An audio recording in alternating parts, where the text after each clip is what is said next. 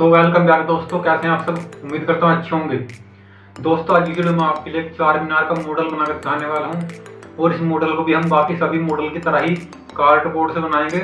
तो आप बस वीडियो को लास्ट तक देखना, वीडियो को कहीं भी इसकी मत करना। मैं आपको बनाकर दिखाऊंगा बहुत ही कम टाइम में एक अच्छा मॉडल। तो चलिए देखते हैं और जानते हैं इसका मेकिंग प्रोसेस।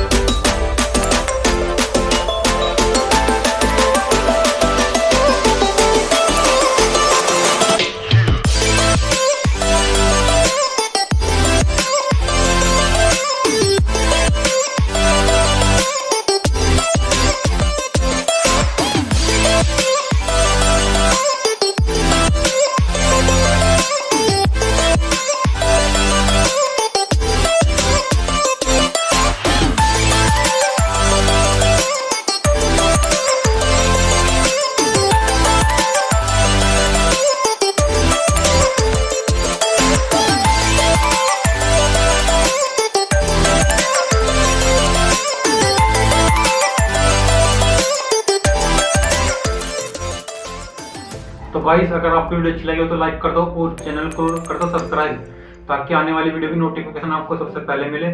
और उसके बाद करना एक अच्छा सा कमेंट। तो मिलते हैं नेक्स्ट वीडियो में। Tata bye bye.